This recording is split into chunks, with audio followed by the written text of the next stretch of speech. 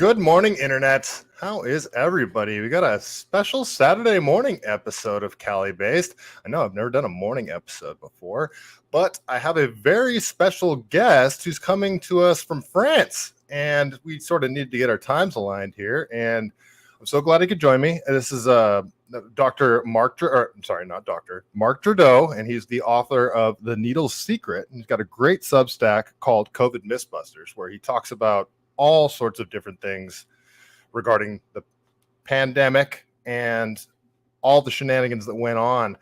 So I got all sorts of questions that I want to ask him. I'm kind of dumb. I'm not the person he's used to talking with. So we'll try to bring things down to layman's terms. But without further ado, here is Marc Girardot. Hope I got your name right, Marc. Yeah, actually. That's pretty good, in my 50 plus years of living and interacting with California and the Anglo-Saxon world. You're in the top ones. You can spell my name properly. Don't worry about it. Well, I failed French when I was in high school, so well, yeah. So before the show went live, we're talking about how you're actually from San Francisco. Yeah, I was born in Children's Hospital in San Francisco a very long time ago. You're not there. I'm older than you are. My dad was a Bechtel engineer. So I basically moved in and out of California several times as my father moved around. And unfortunately, my dad died when I was 15. And I was in Paris at the time. So I'm still in Paris. I'm actually a couple of blocks away from the Eiffel Tower. I could have put the camera in such a way that we could see the Eiffel Tower, but I didn't want to distract people. So that's how close I am. So I'm a bridge between California and Paris, and I've worked for Cisco 15 years. I was the head of their automotive, their advisory group, and in the automotive industry. So I'm, California is a bit like my second home or my first home, whichever. Whenever I fly back, I haven't flown back in a long time, but I feel at home. Well, I love it. That makes it even better that you're a California native. So to sort of start off, what's your background and how did you get into wanting to, first of all, study this, and what made you look into and come up with your Bolus Theory? And what is Bolus? Okay, that's a long question. Look, when I worked at Cisco, actually our CEO had an interface with one of the largest pharmaceutical here in Paris, and the local head of Cisco asked me to take over an engagement, even though I was basically dealing with auto. What's interesting is automotive is extremely large and complex and has all sorts of different dimensions to it that makes people who advise automotive relevant in a number of fields. So I had a first deep dive in the biotech world about 15 years ago. And then I left Cisco almost 9 years ago now, for a moonshot with the former head of engineering of BMW. We wanted to reinvent automotive software, and I failed. I failed raising the kind of cash that's needed. It's a bit complicated. So I was looking for basically trying to make money because I was broke at the time. I'm still broke actually, but laughing. There's nothing laughable about it, but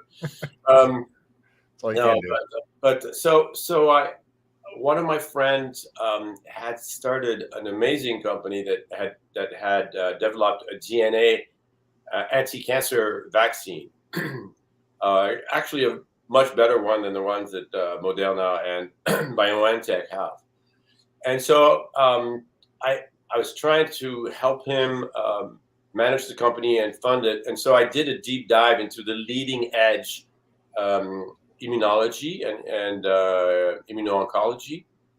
And so I started in COVID with a very, as a generalist, but with very strong knowledge in immunology, and I had a first 9 months where basically very quickly when COVID hit, I saw I had a number of red flags, and as a consultant, I was trained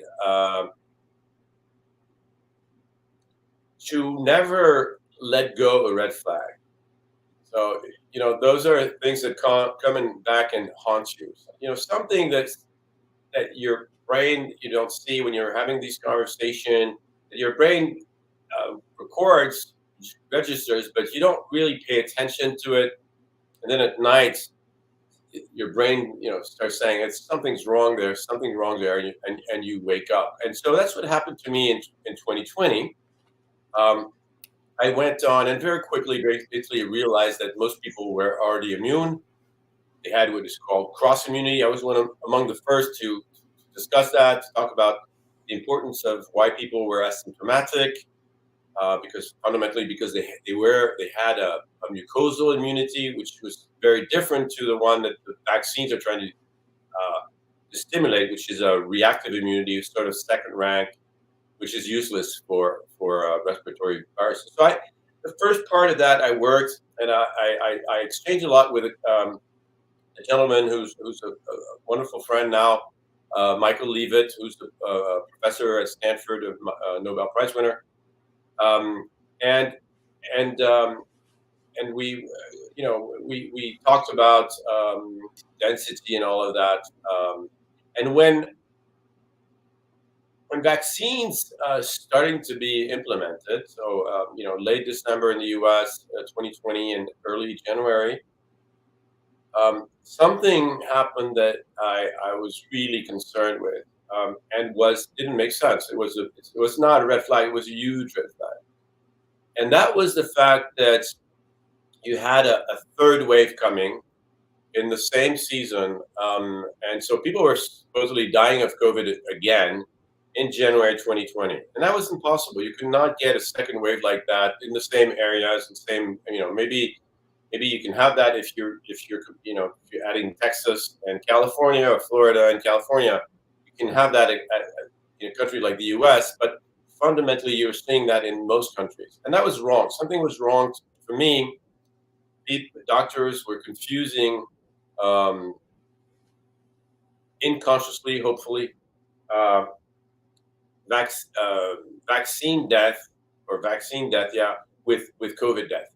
So I really got scared, because I was like, hold on a second, that's huge. What's happening? And I started blowing the whistle. At the time, it was a PANDA, which is a sort of a consortium of concerned citizens that were basically studying together and trying to give a picture of the crisis that was much more balanced, fact-based, science-based. And I was advising the team on the science bit. And I started saying, this is impossible mathematically, epidemiologically, immunologically. You can't have what we're seeing. You can't have a second wave that started in most countries in the northern hemisphere in September, peaked in November, and was going down. It was supposed to end mid-January, and basically over New Year's Eve, poof, inflection point, and went back up like that. And it's impossible, because the reason why the curve is going down is because you're depleted with people who can actually die, right? So it means that the other people were dying of something else, and that was confirmed with a number of other elements at the time, notably the age of people dying, the way people were dying. In 2020 they were dying after 4 or 5 weeks in the hospital, and now they were dying overnight without ever calling a doctor. They were dying at 84. In Europe, it was 84. In the U.S., it was like 81 or something. But suddenly they were dying at 76. My friend John Bodwin has highlighted that very, very well in his work. So I was convinced very early on that the vaccines were a heartbeat. After that, I went on a quest because first of all, I was really alone. I mean, the freedom fighters or whatever you want to call us, everybody was pro-vax at the time. Everybody, people have forgotten there, but we were very few. I think I don't know if you heard of Roger Hodgkinson in Canada. He was one of the rare, and I remember a call with maybe there were a few others voicing their concern, but we were really, really a small minority at the time because it was the way out for many people. So that actually, if you want to, that's something I'm very curious about, how the reaction was where you were at with France. Like here in California, if you had any concerns about the vaccine, and I use finger quotes when I say the vaccine for, my own reasons, but you were labeled a conspiracy theorist. It was so aggressive that even that in itself was a red flag. The vitriol that the entire science community, medical community came at people, was that similar in France as well? Yeah, I mean, to tell you the truth, at the time I was locked down. My wife and my daughter were stuck in Vancouver in Canada. I didn't meet many people at the time. I was really working. I started working. I've worked 10,000 hours on this thing. So you need to realize that I was basically locked up and just working 15 hours a day. So I was more in contact with a lot of people throughout the world than I was in France. But I had already taken a lot of vitriol, as you're saying, very early on in May 2020, when I had started saying that the infection fatality rate of COVID was 0.1%. I was surprised. I was like, I thought people would be super happy, and it was I was completely, completely flabbergasted by the fact that, what the heck? Why are people like? It was like a doom and gloom. It was like they were happy that people were dying. It's something very. I hadn't seen that in humanity in my 50x years. So going back to how I went to. So what is Bolus theory, and how did I discover Bolus theory? Bolus theory is the following. It's a theory that states that by accident, but also by design, because there's a flaw in the design of the injections, the intramuscular injections, that doctors haven't thought through as we would do in other industries, I would say. And you mean the process itself, right? Like the actual process itself. So what occurs is that doctors have known for about 100 years that there's a risk when you inject in the muscle that you're going to go directly into the vascular system, and it's basically what people have been talking about, anaphylactic shock, for example. It's been known for 100 years. Now they say it's an allergy, but 100 years ago they knew that was a medical mistake, a medical malpractice. So in the 1930s, 40s, in Germany and in the US, invented a technique supposedly to avoid that, and it's called the aspiration technique. In my childhood they would use it. Now they don't use it anymore. And the idea was basically to pull on the plunger to see if you were drawing blood. And the thing is, a lot of people have been telling me about that. I didn't know about it when I started all this. I've looked into it quite a bit. It's certainly not a perfect technique. Okay. And so it means that for 100 years we've been harming people. So let me try and explain the bolus. So first of all, conceptually, what you have to understand is that we're animals that have been in contact with tons of poison. Okay, any animal actually. If you go and eat a raw, food that's poisonous, whatever, your body. We've evolved so that our bodies have multiple layers of protections to avoid poisoning, right? The way our blood vessels distribute the food and the nutrients and potentially the poison is extremely, most of it is it's extremely light, and it would keep most of the poison inside, so it actually gets delivered to the liver first. So you have this filtration. It's actually very well designed, and it's sort of a perfect design. There's numerous, I'm not going to spend too much time on it.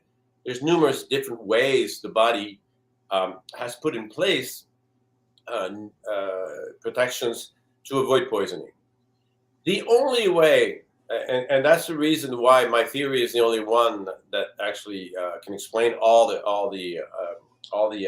vaccine accidents. It's the only way to bypass these protections is by injecting directly the vaccine intravascularly into the vessel directly. Now, let me try to explain. First of all, the concept is very simple, and it took me a little while, to be honest, because we are all framed by the fact that what is the definition of intravenous injection or an intravascular injection? Everybody thinks that it is when the needle is inserted into a vessel and you push on the plunger.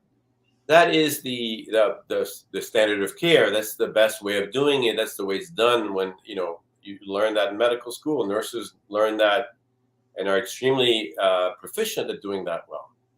But that's not the only way. That's where we're all for it. It took me 2 years to get away from that pre-format. Yeah, that's what I thought it was. Exactly, but you see, when you're injecting in a muscle, you're in a liquid, and you're in fluid. You're injecting in fluids. Okay, you have cells and you have interstitial fluids, and so when you inject in there, the liquid is going to expand, most likely as a sphere around the tip of the needle. Okay, the way it does that is basically by least resistance, right? We know that from basic physics. I mean, we probably learned that when we were 12 or 13 or something. So it's very basic physics. So as this sphere expands, it's going to expand up, down on the sides, and up. When it goes up, there's a fair chance, actually there's almost 100% chance that the needle has cut through vessels. I don't know if you've seen, there was an exhibition that went through the US. I know it went to Las Vegas. It went in Florida also. It probably went to California at one point, where they had put polymers into the vessels of a body, or actually several bodies, human bodies, and then they had basically dissolves the body, and you basically had the picture of an arm or a full man with all his or her, if it's a woman, vessels. You see them, and you can see that we're actually only vessels. I mean, it's because every single cell needs to be very close to a vessel. So there's vessels everywhere. There is zero chance that you will insert a needle through your arm and you're not going to cut through not one, but most likely tens of vessels. Okay. So once you recognize that, you know that basically the sphere is going to expand, basically, let's say 1 centimeter, a bit less with Pfizer, a bit more with Moderna.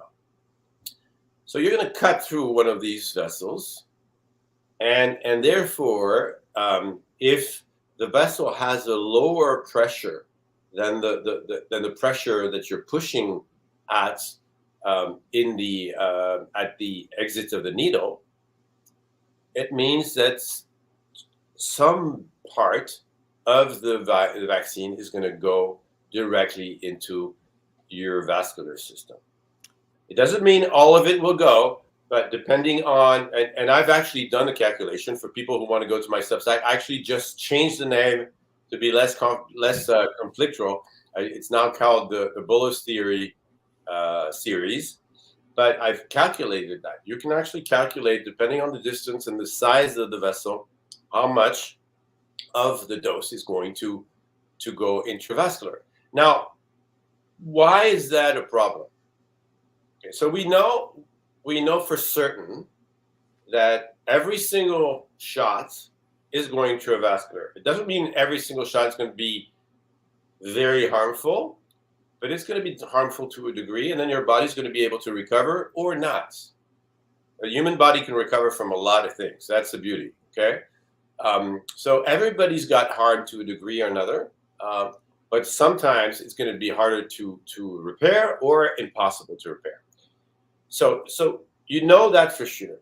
After that, why do you have harm? And how does harm happen? Harm happens fundamentally in 2-3 ways, but it's always about scale. You know, I'm fighting with my fellow biologists, researchers, and they keep hitting me back, saying, "Well, Marc, it can't be your theory, etc." I have this. You didn't read this article, etc. But most of the time, what they're talking about are completely minute instances that have no materiality. They're not material. They're complete. I mean, I'm a consultant. I'm looking for stuff that's relevant. Okay, you don't need to look at, for example, they've been talking about frame shifting, the fact that these vaccines, when they're read by the cells, they sometimes produce cell proteins that are basically haphazard. Of course, that's bad, but it's going to be different each time. It's going to be, it's going to be very limited in terms of numbers. So it's irrelevant. So we shouldn't be talking about it. We should be talking about things that harm people. And what does harm people? Well, there's fundamentally the first bit of my theory, which is the cytotoxic bit, the fact that you're going to kill cells. Remember, these products come from the world of anti-cancer vaccines. These you do that so that your immune system attacks tumors. Okay, that's the fundamental. Contrary to what everybody's been saying, this is not only about creating antibodies. This is also about triggering T cells that are going to attack. Now, these vaccines have 10 to 40 billion little nanoparticles that each have the power of destroying one cell. And that's the lipid nanoparticle that I've been hearing so much about? Yes. Every single one of these lipid nanoparticles has the power, a proxy power. They can delegate they are going to flag to the immune system cells that would need to be destroyed, one cell, if it penetrates it. Thankfully, transfection is extremely hard. I had worked on it when I worked for that cancer company. They used to need to use electroporation. They would electrocute people to enhance transfection, to enhance the fact that the vaccine is going to enter cells. So that's why they put a ton of it. So it's a real issue in terms of potential. In the reality, if it's well injected, it's not too much of an issue. They did a good job, and I know a lot of people hate that. But when you actually do a comparison with venom, for example, a bee venom or spider venom, you realize that the guys in pharma didn't do a bad job with that. Okay, we have to acknowledge some of the facts. Otherwise, you end up with rabbit holes and after rabbit hole. So what happens when this bolus, so a bolus is a highly concentrated dose of these nanoparticles with a high potential for killing cells, okay? Well, you have a sort of magnifying glass effect, okay? If I go out on the sun, I'm getting my dose of sun, same dose as everybody else, and I'm fine. If I go out on the sun and there's a huge magnifying glass that takes whatever rays of sun coming and focus it on one area in my body, I'm going to get burnt. It's exactly what's happening with the bolus. The bolus is a term that comes from the medical world. Okay, it's used every day to deliver a dose of a drug in a concentrated fashion in an area or another. It's used, for example, for a contrast agent when you're doing a brain scan. You're not going to be able to do a brain scan if you don't have a bolus of contrast agent in your brain, and that actually enables to visualize the brain. Now, if when you basically transfer the bolus with the fact that, or the concept of bolus with the cytotoxic effect of the vaccine, that becomes a much more problem. Why? Because if you have one nanoparticles that hits somewhere, okay, and the T cell comes in and says, "Oh, that cell's been contaminated. We need to destroy it." The T cell is going to take that cell, destroy it, and a new cell will be generated by the environment. It's not a problem. Okay, that's what happens to most people that get a decent injection. Okay, the problem is when you get that bolus, the concentration is 270,000 times higher. Okay, that's huge, right? It's like instead of drinking tap water, you're drinking bleach. It's exactly the same thing. Okay, it's just you probably have about that. So fundamentally, when you have this injection that's 270,000 times higher, it translates to 4,000 times more impacts of these transfections. So where you had one, you now have 4,000. And the T cells, they don't count. They don't say, it doesn't work that way. They're agnostic to other things.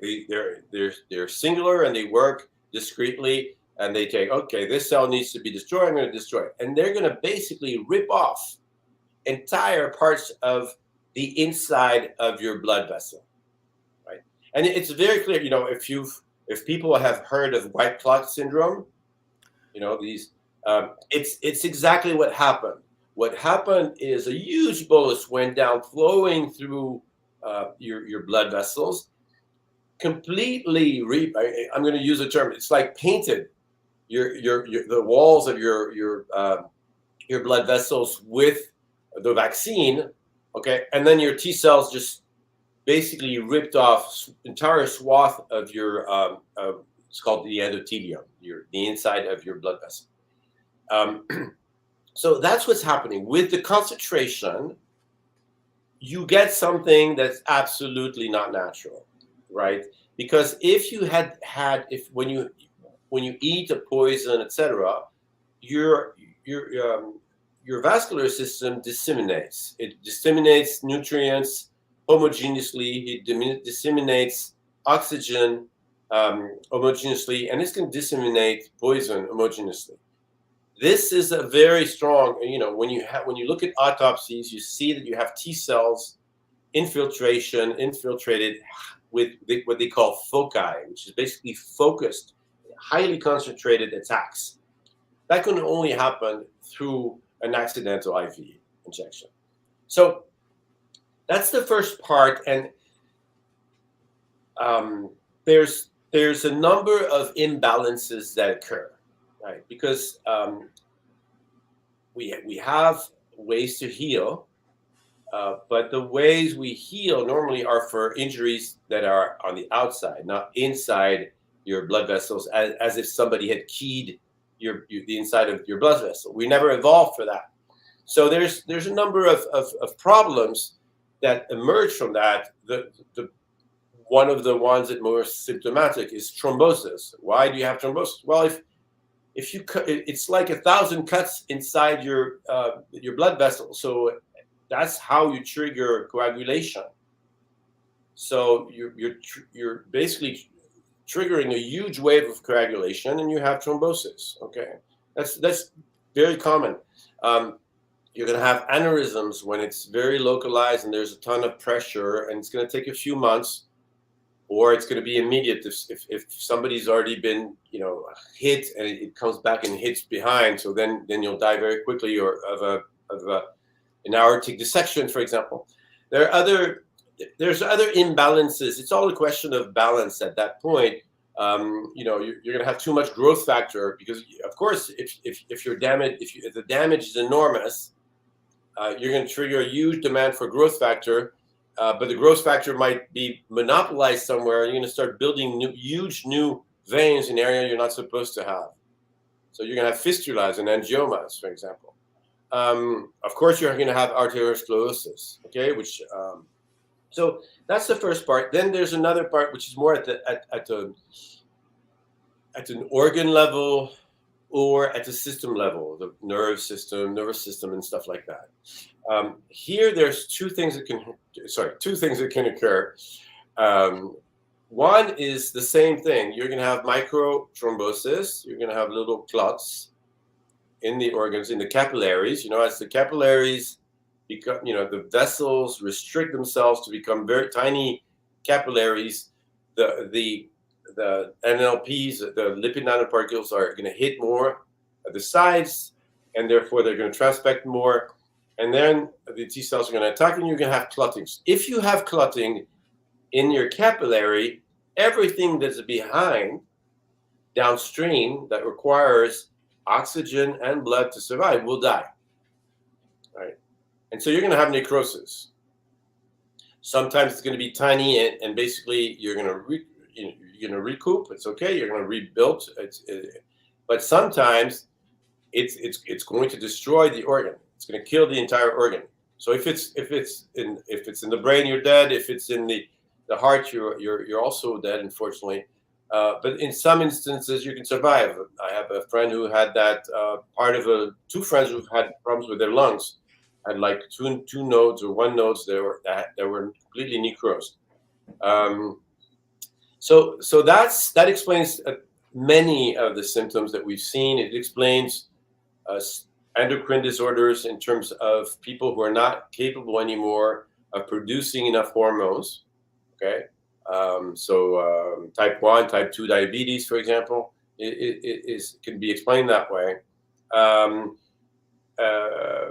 and many other illnesses. And then there's a last part on that cytotoxic piece of the strategy of the theory, sorry, and that's one of my discoveries, I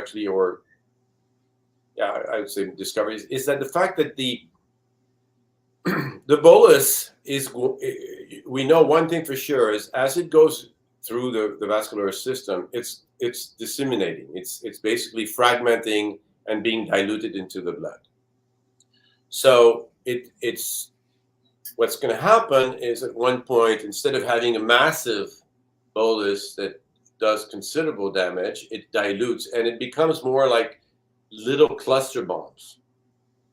And these little cluster bombs harm enough that they leave little holes. That you transform this layer of the linings of your blood vessels into sieves, basically. So they become porous. Okay.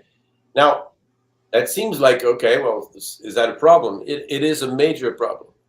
It's a major problem because what people don't know, and to be frankly honest, I discovered that. I didn't know anything about that 3 years ago.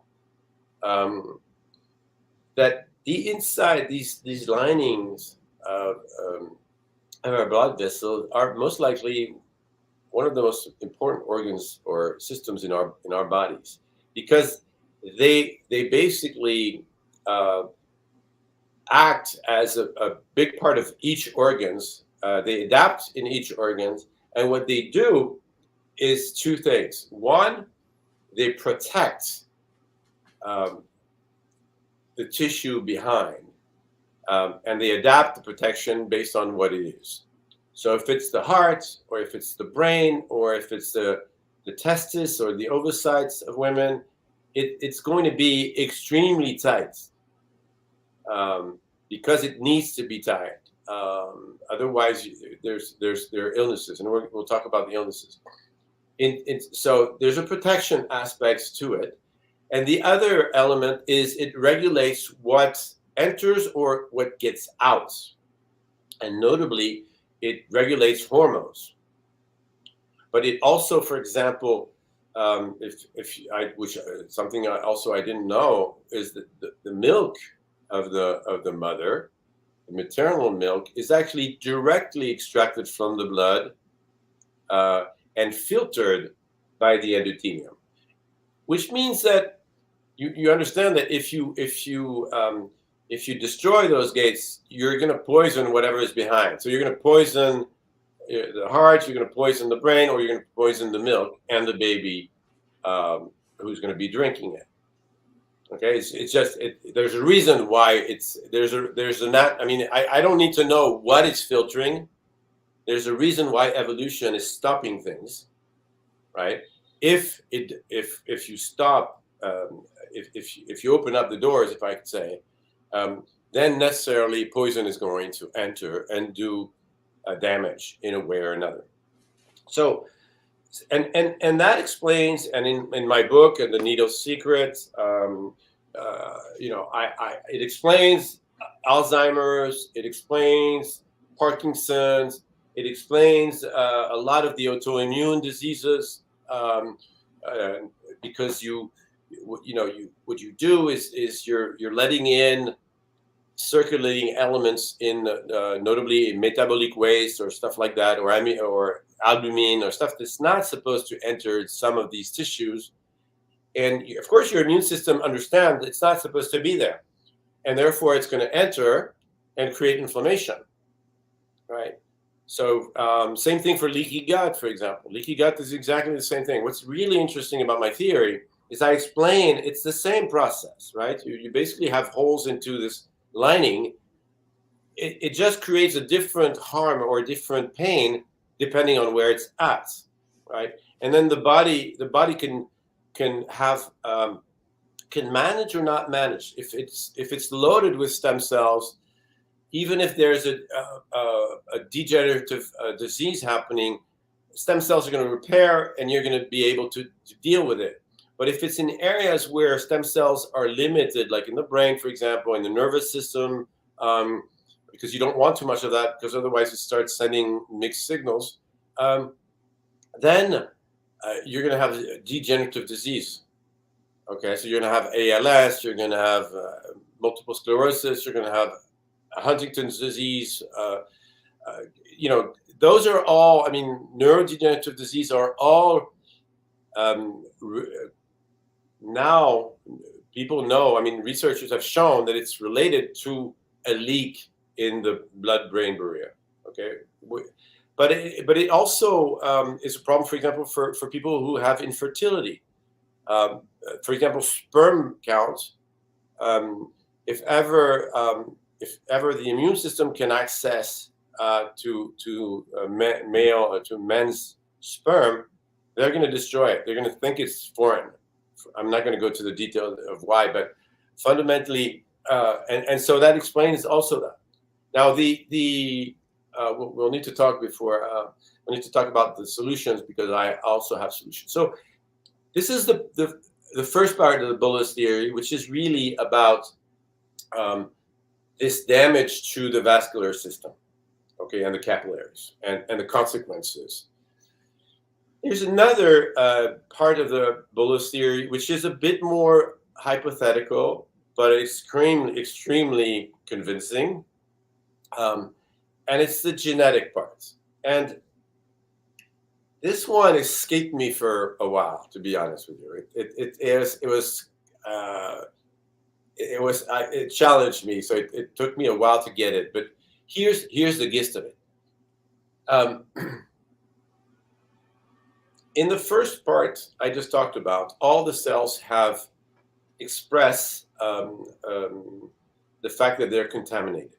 They express, it's called MHC, they express whatever the virus or the vaccine is telling them to produce, and therefore they're sensitive to the immune system. They're going to get destroyed by the immune system, all of them. There's no doubt about that. Now, there's a number of cells that are immune privileged. They're royalty, if you will. They're too important from an evolutionary standpoint. They're too important for our immune system to destroy, right? And those are basically stem cells, the famous stem cells. And you have a hierarchy of stem cells from multipotent or omnipotent and multipotent stem cells that basically can are extremely high up in the hierarchy and can actually become just about anything, to more specialized one that already in the organs or in the systems are there to repair and are already very much specialized, but are still immune privileged. And that's one thing I had. It took me a little while to think about these guys, to be honest, because they're not the majority, but they're very important because they also scale. And harm, as I said, is about scale. So if you harm with, the first part was you're harming by slamming the walls and basically carpet bombing it, okay? Here it's a bit different. Here is, the question I had was, what happens if the vaccine enters one of those stem cells? They are our genetic matrix, okay? We depend on them for red blood cells, for white blood cells, so basically all the immune cells, and anything that's regenerative. So basically all the repair. You don't want to screw that any of those three things. You really don't want to. And when you dive into stem cell literature, you realize a few things. One is that they're hidden away.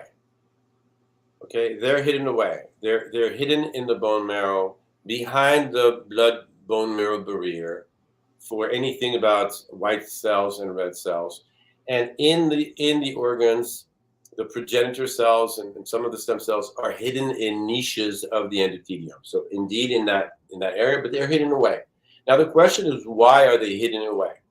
Okay, and they're hidden away because if ever they're in contact with whatever circulates in bloodstream, they're at risk. Something's wrong. So people who had stem cells, basically, or animals who had stem cells accessible to the blood, died. Okay, and that's why my theory is the following: is that they also, stem cells have a different fueling system. They use what is called glycolysis, so they feed on sugar. What that means is they can live without oxygen. Okay, that's a very important point. So they're retrenched away from the blood, and they can live without oxygen. So that means that if ever you touch them with oxygen or with something else, they're going to react and they're going to try and do something. The other thing that's important is if ever they had a solution to contamination, if those stem cells had the feature to basically figure out a way to contain it with some kind of immune reaction or whatever, since all our cells come from those stem cells, those other normal cells would have inherited that feature, okay, in an evolutionary process, and they didn't. So if they didn't, it means that stem cells don't have a solution. So it means that transfecting a stem cells is a problem. It's a big problem, and so I dove into it, and here's what I discovered. Well, there's a few things. I don't know if you remember your biology class. I wasn't very good in biology, but you remember that when cells divide, the nucleus dissolves, and the chromosomes, basically our DNA, is accessible there, right? And remember, there's this picture in my book. There's a picture of the chromatids separating. So basically, you see them being pulled by I don't remember the term. I need to look it up.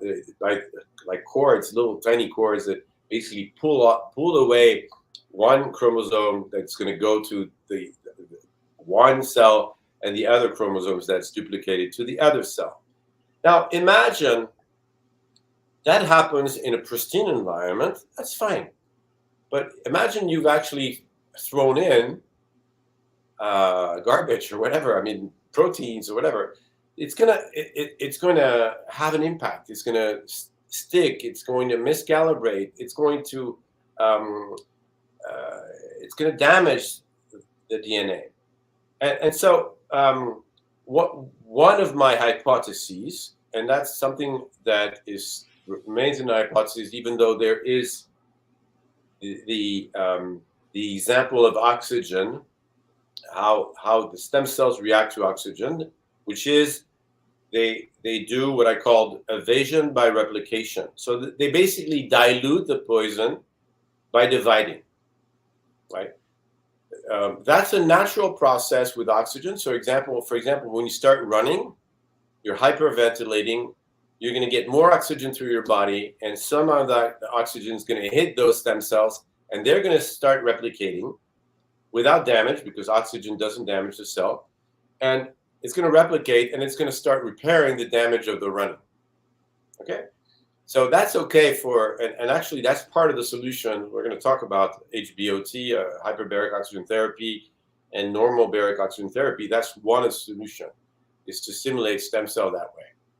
But if you get vaccine into a stem cell, there's the only logical thing that it can do is divide.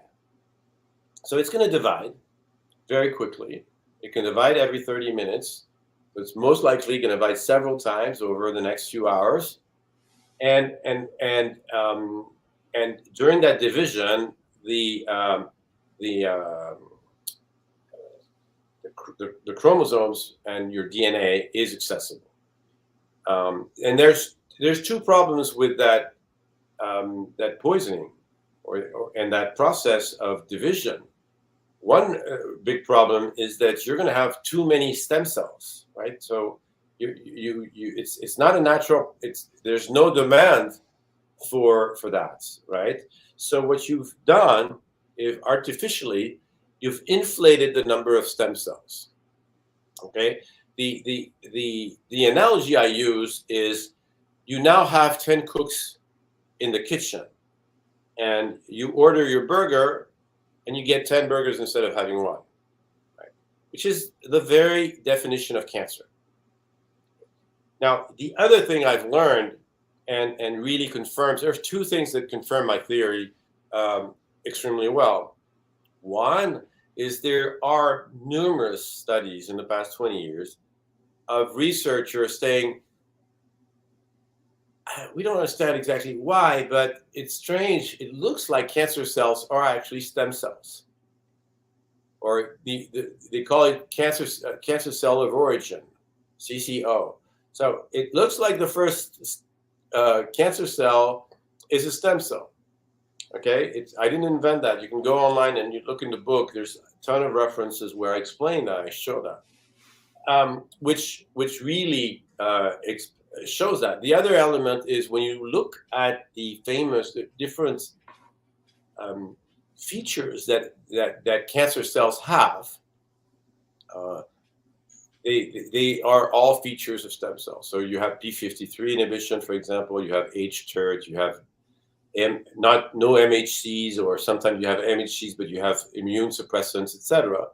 All and renewing and internal. All these elements are features of stem cells that you find in cancer cells.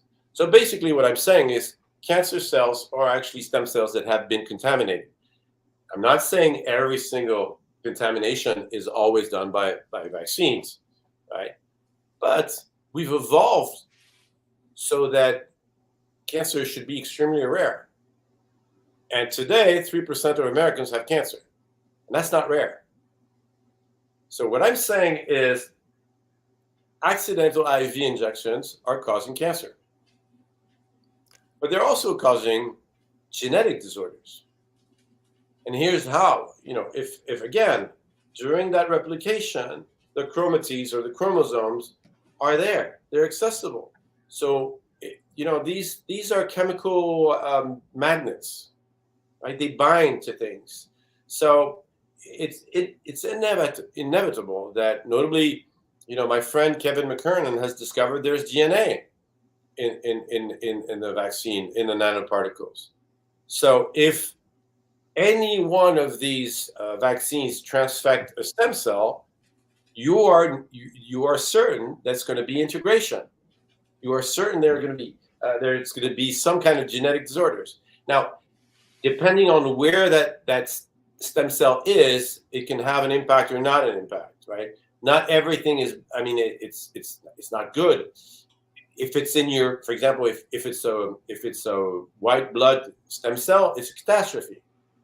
It's a catastrophe. You're going to have leukemia. You're going to have problems with your immune system. You're destroying your immune system. That's really bad. If it's your red blood cells, also. If it's a cell that's in an organ in your ear or something, you're going to have problems there. But it's not massive. The whole integration into the germline, into basically male sperm, is a problem, but it's going to be a minute problem, because overall the chances of that happening is statistically very, very, very small at a global level. But vaccine. I mean, when I discovered that, I was flabbergasted. I was like, didn't they think about that? Didn't the people who are vaccinating think about that process? Because it again. I don't need to prove anything. I don't to prove this. It is very clear that if a stem cell is going to divide and there is some kind of contaminant, it's going to interact, right? It's physics. It's basic. It's chaotic. I'm not saying it will always do the same thing. Certainly not. But you're going to have genetic disorders. And if it's a kid, okay, if it's a newborn, an infant, he's going to have genetic disorders. And by the way, in one of the chapters I wrote on autism, autistic children have many genetic disorders. Now, one thing I want people to understand, to really understand the Bolus theory, is a hallmark of the Bolus theory is the fact that if ever you get injected intravenously, it's a chaotic process. It's going to go everywhere. Okay, right. Sometimes it'll hit the lungs. Sometimes it'll hit the bladder. Sometimes it'll hit the testis. Whatever. And many times it's going to hit several places. Right. And so people who have been harmed by the vaccines are going to have a higher probability of also having other illnesses. I did the test on autistic children, on autism, and I listed about 40 hypotheses that needed to be true if indeed autistic children have been harmed by a bolus. And I said, well, if they got hit in the amygdala, in the head, in the brain, there's a fair chance also the bolus went and hit, the ear or the eye. So they're going to have hearing impairments. They're going to have vision problems. They're going to be blind more often. They're going to be Parkinsonian more often. They're going to have Alzheimer's more often. They're going to have, they would have had strokes earlier in their lives more often. They're going to have, in other areas, the bolus would have split and gone to the heart. They're going to have congenital heart disease. They're going to have leaky guts. They're going to be obese. They're going to have joints joint problems. They're going to have skin problems. They're going to have muscle issues. They're going to have endocrine disorders, etc. And I listed 40, and they all came out positive. True. Okay. So I don't know you, but it's like somebody going and seeing a nuclear power plant and saying, "Let me tell you how this works." I'm going to tell you 40 things in a row about nuclear power plants that have to be true. Without knowing anything about nuclear power plants, that's really hard. I did that. Okay. The number of combination we're talking about is 1.1 trillion. So fundamentally, I consider that I have a chance I have one chance out of 1.1 trillion to be wrong.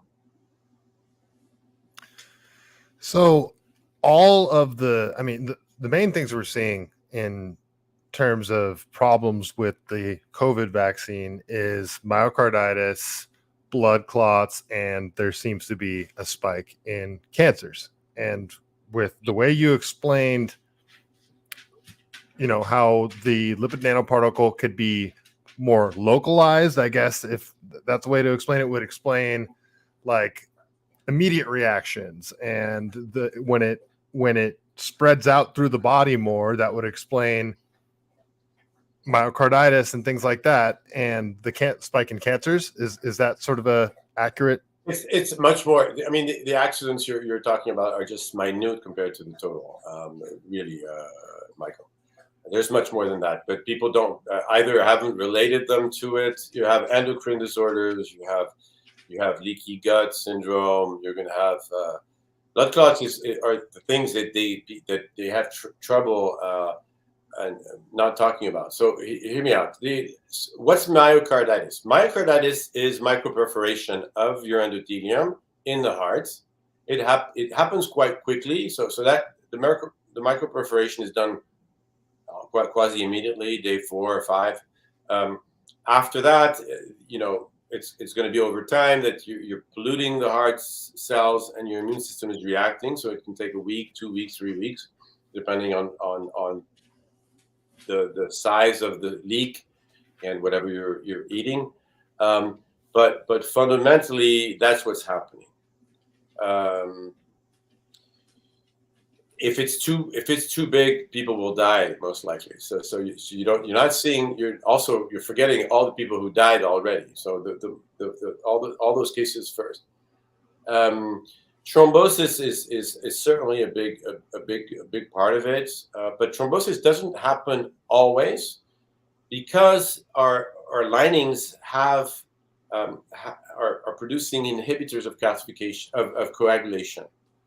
So it only happens when it's overwhelming. So it's the inhibitors are not in sufficient quantity. But normally when you cut yourself here, for example, you're going to start producing coagulation agents, but the rest of the body is okay because it's not big enough.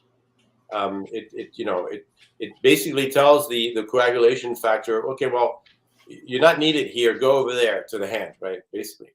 But if you damage a large part of your endothelium, of your vascular system, the demand is going to be so large that the inhibitors are going to be overwhelmed, and you're going to have thrombosis. But that's just I'm not going to say a tiny fraction, but that's just a tiny element. Sometimes it's going to harm. It's going to hit the nerve system. You're going to have neuropathies. A lot of people have microperforation in the nerves, and basically you're going to have contaminants entering the nerves. It's going to be extremely painful, and you're going to have the immune system trying to get it out. It explains also the explosion of Alzheimer's and Parkinson's. I wrote a piece about almost 2 years ago now. Yeah, 2 years ago to this day, where I say we're going to have an explosion of Alzheimer's. But that's those are degenerative. So it takes it takes a lot of time, and if your immune system can deal with the degeneration, it's going to deal with it for a very, very long time until it starts aging, and then that's why you have typically the first signs of Alzheimer's and Parkinson. For Alzheimer's, it's 65. For Parkinson, it's 60. And then the degeneration accelerates over time, and as the contaminants enter the brain cells area, for example, for the white matter or the gray matter for Alzheimer's. So it explains just about. I can explain any all the vaccine accidents with this theory. Well, and there's all sorts of little things that people are describing that wouldn't even so much be described as an injury, but I mean, this one's bizarre. But the lady that cuts my hair, she said, and she doesn't think it's an injury, but she's just making a correlation. She's like, before I got the vaccine, I loved guacamole, and now I can't stand it. I can't stand the taste of guacamole. And I have no idea what that could possibly be, but there's other people who have described that they've seemed to have lost their taste. Like things they don't have as much flavor anymore, that kind of thing. There's all sorts of like little things that people are describing. And then the long COVID stuff, people saying I'm lethargic. I don't have as much energy as I used to. And yeah. I had a story of a man, a UK man who was married to a Brazilian man. I think he lived in the US. And he called me up. Actually, I lost his detail. That's so sad because I should have. But the story he told me was extremely sad because he told me, my husband, basically, he said, my husband was the warmest man you can imagine. He was caring, and he was full of empathy. He was always, funny and warm, and had this great personality. And he got the vaccine despite his partner telling him not to, and he changed completely his personality, as if he had some kind of lobotomy. He became extrememely cold and no emotions, so you can have all of that happen. There's all the possibilities are if you necrose a part of the brain in one area or another, you can have that. I mean, there's an interesting theory there, because I was just talking about it last night. How people in Santa Cruz, you're from California, and Santa Cruz always had the reputation, to keep Santa Cruz weird, and the people that are peace-loving hippies that are tolerant and accepting, and those people have become the most rabid authoritarians over the last 4 years. And I think it's more to do with just sort of the indoctrination into the woke ideology, but it does seem that there is a serious lack of compassion, lack of empathy, and people just don't. Yeah, people have changed. People have just changed, and we have an 80% vaccination rate over here in California. So yeah, I don't know. So I typically don't go places I can't prove. Everything I've told you today is actually proven. I think you're right. The first point is probably, you don't need the vaccine to do that. There are actually a lot of these folks were like that before they were vaccinated. The fear of the narrative around COVID and in the US has been completely crazy. I think people thought that COVID was killing 30% of people, which was completely ridiculous. Yeah. So we traumatize people. If you traumatize people, they become like that. It's a bit, it's really, really sad. I'm not so sure how we're going to get out of that. But that's different. That's the part of I've tried to. I don't dress too much that in my theory. I try to stick to science, and because here's the thing. Now let's go to the hope. Okay, because a big part of my book, big part of my book is about hope. And when I started the book, I was like, okay, well, the first hope is we can stop harming people. Okay, we can think about a delivery mechanism that is safer, that is slower, lower dose. Is that maybe like the nasal spray or? Yeah, nasal spray. There's different ways. Even if you want to inject it, I think injection is wrong because it's for all sorts of reasons. That's not where the immune system is. So there's no immune system in the muscle. So obviously it's not the best idea. But just in the way it's carried out, either Bill Gates patches, whatever, I don't really care as long as we stop harming kids and people I love. So that's the first part, and it needs to be studied. It's not very complicated, but it needs to be studied because you don't want to do like what they did with the aspiration. The aspiration most likely only worked for very few cases where you were indeed in a vessel and you were in a big vessel, but it wouldn't work for when you're just slightly away and you're basically pumping too much fluids and you're not getting anything. So what I mean is we need to fix that one for real this time. Okay, that's my contribution to the world. Now, the other thing that I'm super happy about is once you understand what happens, it's much easier to find a cure, right? Because it's people have been inventing all sorts of weird theories about genetics, about type 1 diabetes, type 2 diabetes, etc. Fundamentally, if you apply my theory and say, well, it's a vaccine or it's something else that hit it, then you need to understand how it got hit and what to do. I came across in my research, I first started saying, okay, well, we need stem cells. We need, and I had been reading about stem cells for a very, very long time. And I went and investigated stem cell therapies, next generation stuff. They would basically take your stem cells or take somebody else's stem cells, multiply it and inject it to you. And what I saw, I thought was not the future. The future cannot be that because it's too expensive. Because often, if you start using, for example, fetal stem cells, which has some moral problems, for origin, do you want to be injected with the stem cells of a body of a fetus that's been aborted? That's a very, highly charged moral dilemma. And also you need to immunosuppress yourself, which is not right.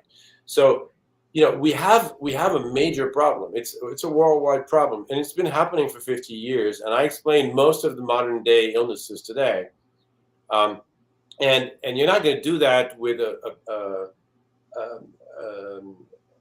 treatment that costs $800,000. Right? It's impossible. So what was really interesting when I did my deep dive for the book, and I started looking into all of that, there was this. I was going from cancer stem cells to stem cell basically features, and I came across basically oxygen therapy. And what is oxygen therapy? And notably hyperbaric oxygen therapy. Hyperbaric chambers. Yeah, it's hyperbaric chambers, but fundamentally, I think you can get the same results with normal baric. It's just slower, and it's not necessarily. It's probably easier to do at home. But whichever way, chambers, you have hyperbaric tanks that you can have at home at 1.4 atmospheres, or you can do normal baric by breathing. What you do is you inhale and you dilute oxygen, high levels of oxygen into your body, okay, into your bloodstream, and your bloodstream is going to be carried to stem cells that are going to react to this oxygen poisoning or attempt of poisoning. So it's gonna replicate just like it when you hyperventilate. It's exactly the same thing. Talking about like Wim Hof type stuff. I'm sorry. Talking about like Wim Hof. I don't know what Wim Hof is. He's like breathing patterns and yes, things like that. Yeah, exactly. I mean, it's the same thing. It's like also high intensity sports. You hyperventilate, you bring a ton of oxygen, what it's going to do is it's going to stimulate stem cells, but you're not going to have the damage from having run a marathon.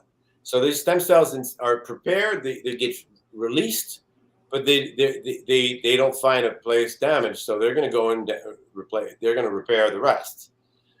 It's typically so first of all, it's very, very solid science.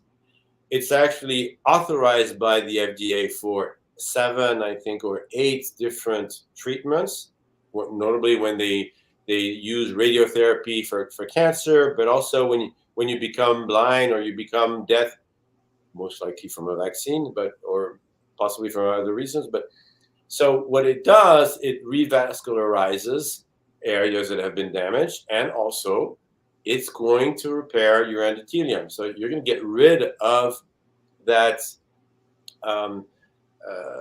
that microperforation that I was telling you about, which means that some people, and the big risk that I see going forward for people who have nothing or think they have nothing is basically Alzheimer's and Parkinson's mostly, or neurodegenerative disease.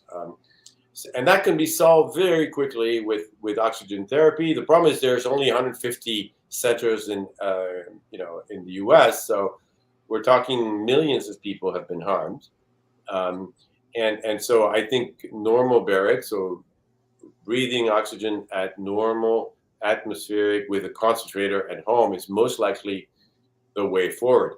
Now, the problem we have with that is that doctors need to, so you're going to have to find either open-minded doctors, integrative medicine doctors, or doctors who start understanding that they've damaged the population, and if they want to build trust back, they're going to have to cure people for real. And oxygen therapy is, in my opinion, the best way. And it's if people have ALS, they have MS, if they have early stage Alzheimer's, they have the Parkinson's. I mean, I talk of a case in my book of a lady who's 62 who was completely cured. I mean, if some of the damage have occurred, some of the damage is not repairable. Not everything is repairable. So you want to catch the degenerative disease early on, but it works. I mean, I have tons of studies on Alzheimer's, on autism, on fibromyalgia, on chronic fatigue, on leaky gut, on numerous topics where hyperbaric oxygen therapy is effective. Right? But you need typically 40 hours. I was really upset because I started reading some studies where they were doing 2 hours or 3 hours and say, oh, it's not significant, it's not working, which is a way to disprove oxygen therapy. But all the studies I've looked into where they were doing 40 hours, there was substantial benefit. It's possible that you need 60 hours if there's a ton of repair to be done. You need to see this as it's not going to go and repair only the area that's been damaged, that's hurting you. There are other areas, that are going to be that are going to be damaged, and so it's going to repair something that's wrong in your ear, in your bladder, in your heart, wherever. And so it takes time, but not that long. I mean, when you think about it, hyperbaric chamber in France, an hour of hyperbaric chamber is $50. Okay, so basically, at worst, and that's a hyperbaric chamber, which is more expensive than pure oxygen, but you can be repaired for $2,000. From insurance companies should be the ones paying for that. They instead of paying for decades treatments, they should go and be pushing that and getting doctors to push that so that they reduce their costs, and you would have both the cost of healthcare going down considerably in the U.S. and everywhere, and the general health of the population increase back to something more normal. It also sounds like you're just advocating for getting out there and going running and doing that just getting that heart rate up and that kind of thing, right? I'm a runner, so I'm trying to get everybody in the Yeah, book. well, I mean, yeah, but you're not. The thing is, when you run, you damage your body. So Hey. No, but I mean, you're damaging locally. What I mean is, you got friction, etc. So your stem cells are going to go there and repair that first. I see. But that's why I was telling you, high intensity is interesting, because high intensity is you simulate that you're actually going to run, but you don't run, so you don't damage. You see the point I'm making? Yeah. So, but I'm more advocating for, some of these folks are suffering, they can't run. So I'm advocating for the fact that the medical establishment shifts their view on oxygen therapy. And also, I think we're going to have to, and that's becoming a bit more political, even though I don't like doing politics, but this is more about influencing people and aligning the interests. Right now, doctors and patients' interests are misaligned. They're orthogonal, right? The more you're sick, the richer they are. That is stupid. That is, from a collective standpoint, that is completely stupid. The way we should incentivize our doctors is, the more we're sick, the less they're rich, right? They should be paid for on a bonus level, not because pharma's paying them back. They should be making money because they've kept us safe and then playing golf and not seeing us ever. That is the model that we need to put in place. Healthcare, not sick care. Yeah. All right. Well, I mean, geez, there's so much more I wanted to ask you, but we've gotten into a lot there. But where can people find you, and where can people buy your book? Okay, so you can find my book on Amazon, and Amazon is very equitable with authors. So I'm going to make that point, because a lot of people are telling me I don't want to buy on Amazon. That's how I started. So you can buy it on Amazon. I'm self-published. And you can buy it across the world in the US. And you can go to my Substack. So it's either you type in COVID Mythbusters, it's most likely going to get you there. The new title is the Bolus Theory series. I'm trying to bring people from the other side, or because I think what's interesting with my theory is that it reconciles family. Why can it reconcile family? Because people need to understand that you can have two radically different experiences with the vaccines, right?